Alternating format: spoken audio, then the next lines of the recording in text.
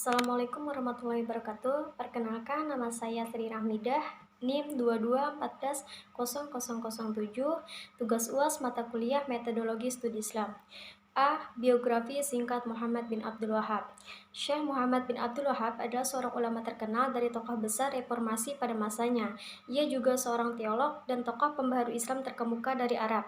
Muhammad bin Abdul Wahab memiliki nama lengkap Muhammad bin Abdul Wahab bin Sulaiman bin Ali bin Muhammad bin Rashid bin Bari bin Musyarif bin Umar bin Mu'annad Rais bin Jahir bin Ali Ulwi bin Wahab. Lahir di Najd atau Uyainah, 70 km di sebelah barat daya Riyadh, ibu kota kerajaan Saudi Arabia, pada tahun 1703 Masehi dan wafat pada tahun 1787 Masehi di Uyainah, Saudi Arabia.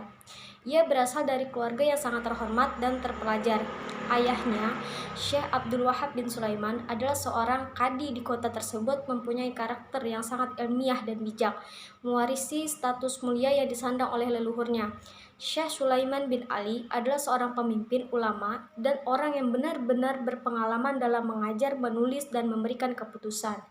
B. Riwayat pendidikan. Sejak kecilnya, Muhammad bin Abdul Wahab memiliki minat yang sangat besar terhadap buku-buku tafsir, hadis, dan prinsip-prinsip keimanan atau akidah. Pada masa usia 10 tahun, ia telah mampu menghafal Al-Quran di bawah asuhan ayahnya.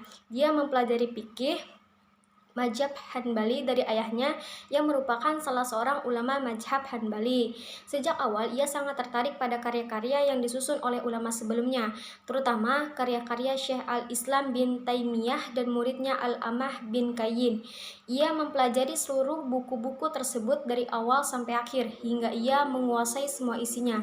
Setelah ia merasa cukup menimba ilmu kepada ayahnya, seiring dengan usianya yang menginjak dewasa, ia berangkat menunaikan ibadah haji di Mekah.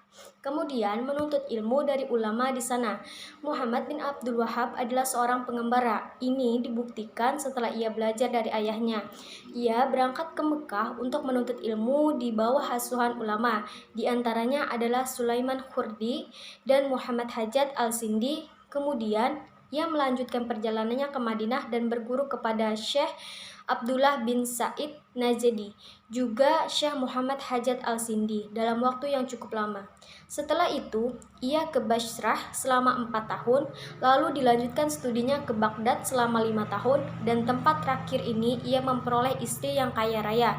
Ketika istrinya meninggal dunia, ia kemudian mendapat warisan senilai 2.000 dinar. Setelah istrinya meninggal dunia, ia pun memutuskan untuk kembali mengembara lagi ke Kurdistan selama 1 tahun, sedangkan di Hamdan 2 tahun, dan pernah pula ke Isfahan, Qum atau Iran, serta Persia pada usia sekitar 21 tahun. Pada saat itu mempelajari filsafat dan sufisme. Di kota-kota tersebut, ia akhirnya mempelajari ilmu tasawuf. Setelah lama merantau, akhirnya ia memutuskan untuk kembali ke Najd, di tempat kelahirnya. Setelah kembali ke Najd, pada usia sekitar 40 tahun, ia mulai menceramahkan ajaran-ajarannya sendiri yang kemudian ditentang oleh sanak saudaranya sendiri. Bagaimana tidak? Pada waktu itu, orang-orang Najd banyak yang melakukan amalan-amalan yang berbau syirik dan perbuatan-perbuatan yang tidak islami dengan sekehendak hati mereka.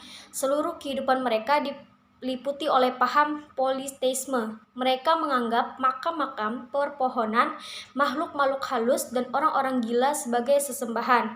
Kondisi yang sama juga berlaku di wilayah Mekah dan Madinah. Demikian juga di Yaman. Paham politeisme, pendirian bangunan-bangunan di makam, serta pencaharian perlindungan dan bantuan kepada orang-orang mati, orang-orang suci, dan jin-jin menjadi gambaran keagamaan yang umum. Muhammad bin Abdul Wahab kemudian menetapkan diri untuk memurnikan ajaran Islam dan menyelamatkan bentuk ajaran terdahulu yang ketat. Apa yang menimpa umat Islam membuat rasa prihatin yang mendalam bagi Muhammad bin Abdul Wahab. Berasumsi hal ini terjadi karena pengaruh tarekat yang ada di tengah masyarakat. Karena pengaruh tarekat ini, permohonan dan doa tidak lagi langsung dipanjatkan kepada Allah, akan tetapi melalui syafaat para wali atau syekh tarekat. karena masyarakat berasumsi bahwa Allah Subhanahu wa Ta'ala tidak bisa didekati tanpa perantara. Menurut Abdul Wahhab, hal ini jelas telah menyimpang dari ajaran Islam yang seharusnya, sebagaimana yang pernah dilakukan oleh pendahulunya Ahmad bin Hambal atau Ibnu Taimiyah dalam melakukan dakwahnya. Selain melalui lisan dan tulisan, juga melalui sebuah gerakan keagamaan yang cukup terorganisir dan sukses, baik dalam aspek keagamaan maupun politik. Oleh karenanya, ia bertekad membentuk sebuah gerakan pemurnian agama Islam supaya kembali kepada jalan yang semestinya. Gerakan ini tepatnya terbentuk pada tahun 1740 Masehi, yaitu gerakan Wahabi atau kelompok Wahabi yang mazhab fikihnya dijadikan mazhab resmi Kerajaan Arab Saudi hingga saat ini. Dia dan pengikutnya lebih senang menamakan kelompoknya dengan Al-Muwahhidun atau pendukung tauhid. Namun yang terjadi, ia diusir oleh penguasa setempat dari tempat kelahirannya karena dianggap telah menimbulkan keributan-keributan di negerinya. Kemudian ia bersama keluarga pindah ke Dariyah. Dariyah ini merupakan sebuah dusun yang ditempati Muhammad bin Saud atau kakek Raja Abdullah yang telah memeluk ajaran Wahabi, bahkan menjadi pelindung dan penyiarnya. Ada beberapa isu yang ditekankan sebagai ajarannya yang kemudian membedakannya dengan gerakan Islam lainnya, yang meliputi masalah tauhid, tasawuf, ziarah kubur, takfir, bid'ah, kufarat, ijtihad, dan taklid. Menurut Muhammad bin Abdul Wahhab, pemurnian akidah merupakan fondasi utama dalam pendidikan Islam. Ia juga menegaskan bahwa pendidikan melalui teladan atau contoh merupakan metode pendidikan yang paling efektif. Hal ini sejalan dengan pemikiran Muhammad bin Abdul Wahhab agar umat Islam kembali ke ajaran Rasulullah dan para sahabatnya sebagai suri tauladan yang sangat baik bagi manusia. Seperti surat yang ada di dalam Al-Quran, yaitu surat Al-Mu'min ayat 59 yang artinya, dan orang-orang yang tidak mempersekutukan Tuhan mereka dengan sesuatu apapun dalam menyembahnya. Al-Mu'min ayat 59. Selain itu, menurutnya, tauhid adalah pegangan pokok dan sangat menentukan bagi kehidupan manusia, karena tauhid menjadi landasan bagi setiap amal yang dilakukan. Hanya amal yang dilandasi dengan tauhidlah, menurut tuntunan Islam, yang akan menghantarkan manusia kepada kehidupan yang baik dan kebahagiaan yang hakiki di alam akhirat nanti.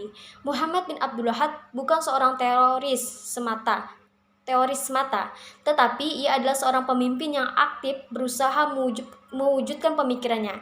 Ia mendapat dukungan dari Muhammad bin Saud dan putranya Abdul Aziz bin Najat.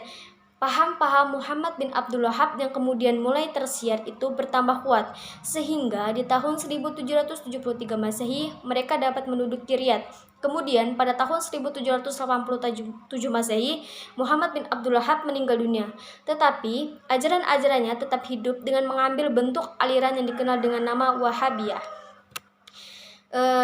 Karya-karya Muhammad bin Abdul Wahhab. Muhammad bin Abdul Wahhab dapat digolongkan sebagai ulama yang produktif. Hal ini dapat dilihat dari jumlah kitab yang dikarangnya yang mencapai puluhan judul. Kitab-kitabnya itu antara lain Kitab Al-Tauhid yang isinya antara lain adalah ajaran tentang pemberantasan bid'ah dan kufarat yang terdapat di kalangan masyarakat dan ajakan untuk kembali kepada tauhid yang murni. Karya-karya lainnya adalah tafsir surah Al-Fatihah, Mukhtasar Sahih Al-Bukhari, Mukhtasar Sirah Al-Nabawiyah, Nasihah Al-Mudlimin bin Ahadis Khatam Al-Nabiyin, Usul Al-Imam, Kitan Al-Kabair, Kasyaf Al-Subhat, Salasa Al-Usul, Adab Al-Masih ila Al-Salah, Ahadis Al-Fitah, Mukhtasar Jad Al-Ma'ad, dan Ushul Tasalasah, Katsfu Asyubhat, Al-Kawaid Al-Arba, Mukhtasar Jad Al-Ma'ad. Kalimat fi bayan syahadah an la ilaha illallah wa bayan at-tauhid. Kalimat fi ma'rifah syahadah an la ilaha ilaha wa anna muhammadan rasulullah. Arba kawaid liddin, arba kawaid zakarallahu fi muhkam kitabi. Al-masailal kahamsal wajib ma'rifatuha.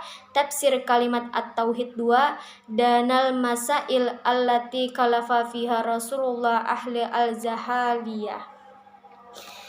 D.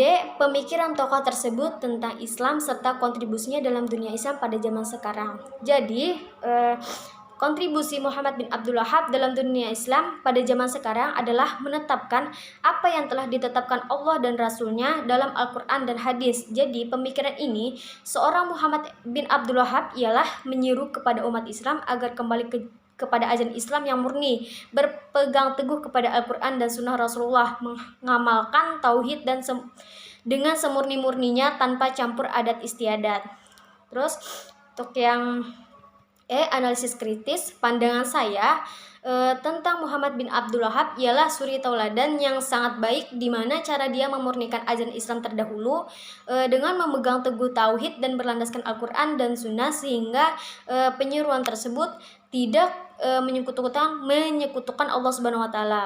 Terus untuk latar belakang pemikiran Muhammad bin Abdul Wahhab adalah berkeinginan yang sangat besar menyelamatkan ajaran Islam terdahulu yang sesuai dengan syariat Islam. Yang hal ini terjadi karena sebuah pemahaman masyarakat yang berasumsi bahwa Allah Subhanahu wa Ta'ala tidak bisa didekati tanpa adanya suatu perantara. Terus maka ajaran yang benar dan sesuai ialah kembali meletakkan dasar ajaran Islam yang berlandaskan Al-Quran dan hadis. Sekian, terima kasih. Wassalamualaikum warahmatullahi wabarakatuh.